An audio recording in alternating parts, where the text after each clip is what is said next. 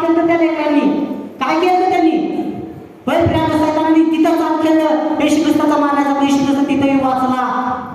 येशू ख्रिस्त आज पण कसा डाव खेळतो, त्यावेळेस त्यांनी लेकराला मारलं, आज देखील तो मोठ्यांना मारत आहे. त्याची सुवार्थ सांगितल्यामुळं, त्याचं नाव घेतल्यामुळं, त्याची आराधना केल्यामुळं, त्याचा संदेश सांगितल्यामुळं, त्याचं नाव जपल्यामुळं आज देखील तो मोठ्यांना मारत आहे. त्यावेळेस त्यावेळेस शास्त्री पुरुषी हेरोद राजे यांच्या पूर्वी तो कार्य करता. आज मोठमोठ्या समाजाद्वारे त्या लोकांद्वारे, मोठे मोठे पाप करतात त्या लोकांद्वारे, मोठ्या मंडळाद्वारे, मोठ्या नेते लोकांद्वारे तो आज पण कार्य करत आहे. तेव्हापासून सैतान खवळले, आज पण कार्य करत आहे. आज देखील मोठमोठी चर्चा उद्ध्वस्त होत आहे. आज देखील प्रार्थनास्थळे नष्ट होत आहेत. आज एक कुटुंबाला जिवंत जाळलं जात आहे. अनेक लोकांना अन्याय होत आहे. प्रचार सांगितल्यामुळे अनेक लोकांना जीव द्यावा लागत आहे. परंतु मी प्रियांनो तुम्हाला मला सांगू द्या, जे येशू ख्रिस्तासाठी जीव देतात ते लोक धन्य आहेत. होय प्रियांनो, येशू जिवंत आहे, तुम्ही घाबरू नका. नशीबवान आहेत ती लोक जे येशू ख्रिस्तासाठी जीव देतात, रक्त साक्षी होतात. होय प्रियांनो, ती नशीबवान लोक आहेत. ती लोक खरंच धन्य अशी लोक आहेत जे येशू ख्रिस्तामध्ये जीव देतात. या ठिकाणी प्रियांनो सांगितलेलं आहे, येशू ख्रिस्त या ठिकाणी देखील वाचला. परंतु प्रियांनो, जर आपण पुढं पाहिलं, अनेक अशी वचनं आहेत त्याच्यामध्ये आपल्याला सांगण्यात येत आहे. परंतु प्रियांनो, पुढं जर आपण पाहिलं, शास्त्री पुरुष होते, त्यांच्याद्वारे देखील सैतानाला कार्य केलं. त्यांच्याद्वारे देखील ज्यावेळेस येशू ख्रिस्त गेला त्यावेळेस शास्त्री मसलत त्यांनी केली. येशू ख्रिस्ताला मारायचं, असं करायचं, तसं करायचं केलं आणि त्यांना अचानक आठवलं, आज शब्दात आहे, आज शब्दात दिवशी काय नको. लोक गोंधळ करतील, टाळलं त्याने. जर त्यांनी टाळलं नसतं ना, येशू ख्रिस्त तिथे देखील मेला असता, येशू ख्रिस्ताला त्याने तिथे मारला असता. जर पुढे पाहिलं तर अनेक अशा प्रकारे सैतानाने त्याला घेरत होता. पण ज्यावेळेस सैतान कुठं कार्य करत होता बघा, शेवटपर्यंत कार्य करत होता. ज्यावेळेस बरब्बा होता ना शेवट, तिथं तो त्या मोठ्या शिपायाद्वारे सैतान कार्य केला. तिथं काय विचारलं, येशूला सोडू का बरब्बाला सोडू? लोक काय म्हणली, बरब्बा. आणि जर येशूला सोडलं असतं तर येशू ख्रिस्तावर मेला नसता आणि आपल्याला चालूकालिक जीवन मिळालंच नसतं. त्या ठिकाणी देखील येशू वाचला.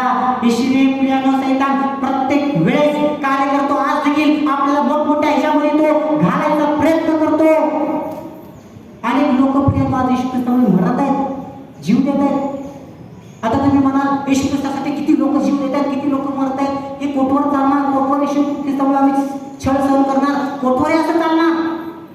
प्रगटीकरणामध्ये सांगितलेलं आहे प्रियांनो, वाचणार नाही तुम्हाला सांगतो. प्रगटीकरणामध्ये लिहिलं आहे 6 टेकडी. ज्यावेळेस येशू ख्रिस्ताने कोकऱ्याने शिक्के फोडले, 5वा शिक्का ज्यावेळेस फोडला ना, त्यावेळेस योहानाला झालेलं प्रगटीकरण, त्याला वेदीखाली, पवित्र वेदीखाली आत्मे दिसले. आत्मे बरं का, आत्मे ती कुणाची होती माहिती? ज्यांचा येशू ख्रिस्तामुळे छळ झाल्यामुळे येशू ख्रिस्त सुवार्ता सांगून ज्यांना मारण्यात आलं होतं ना, त्यांची ती आत्मे होती. आणि ती आत्मे ओरडत होती, हे देवाच्या पुत्रा, तू कोटवर आमचा न्याय करणार नाही, कोटवर आमचा रक्ताचा सूड घेणार नाहीस, कोटवर हे सर्व चालवणार, ती ओरडत होती.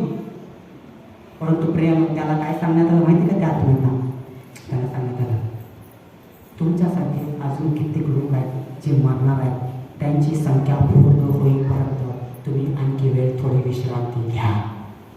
थोडी वेळ म्हणजे नाही नाही, किती? थोडी, म्हणजे वेळ थोडा राहिलेला आहे. लोक आज देखील रोडवर उतरत आहेत, आज देखील सुवार्ता लोक सांगत आहेत, आज देखील प्लॅटफॉर्म म्हणत नाही, स्टेशन म्हणत नाही, गल्ली गोळ म्हणत नाही, रेल्वे स्टेशन म्हणत नाही, त्या ठिकाणी जाऊन सुवार्ता सांगत आहेत. अनेक लोकांचा मृत्यू होत आहे, संख्या पूर्ण होत आलेली आहे.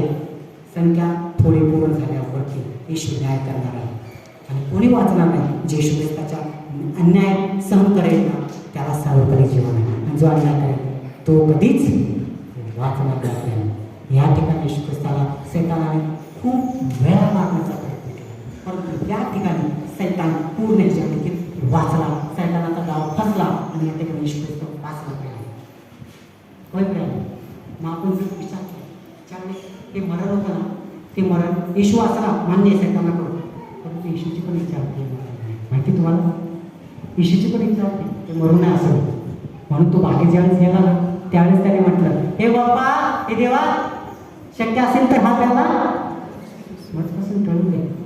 परंतु ज्यावेळेस येशूला आठवलं ना, अरे मला यांना सार्वकालिक जीवन द्यायचंय, यांना सार्वकालिक जीवन देण्याचा विडा मी उचललेला आहे, त्यावेळेस त्याने म्हटलं, माझी इच्छा नको तर तुझ्या इच्छेप्रमाणे होऊ दे. असं म्हणून येशू ख्रिस्ताने तो प्याला, तो पिला, तो त्रास त्याने सहन केला प्रियांनो. येशू ख्रिस्ताने तो प्याला माणसाला सर्वकालिक जीवन प्राप्त व्हावं म्हणून त्याने तो प्याला पिळवला आणि माणसाला सर्वकालिक जीवन मिळण्यासाठी त्या सैतानावरती येशू ख्रिस्त विजय झाला.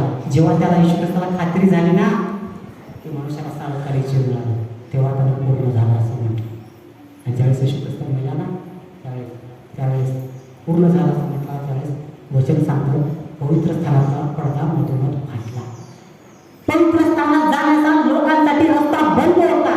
सार्वकालिक जीवनासाठी लोकांचा रस्ता बंद होता कायमचा. ज्यावेळेस येशू ख्रिस्त बलिदान दिला त्यावेळेस पडदा फाटला. म्हणजे लोकांना पवित्र स्थानात जाण्यासाठी मार्ग मोकळा झाला. लोकांना सार्वकालिक जीवन देण्याचा मार्ग मोकळा झाला. ज्यावेळेस येशू ख्रिस्ताला कळलं लोकांना सार्वकालिक जीवन मिळणार आहे त्यावेळेस येशू ख्रिस्त म्हणाला पूर्ण झाले आहे. त्यावेळेस येशू ख्रिस्ताला कळलं त्या झाडापाशी गरगरणारी तलवार आहे ना जीवनाच्या झाडापाशी ती जेव्हा हटली ना त्यावेळेस येशू ख्रिस्त म्हणाला की पूर्ण झाले आहे. मनुष्याला सार्वकालिक जीवनाची जबाबदारी येशू ख्रिस्ताने पूर्ण केली.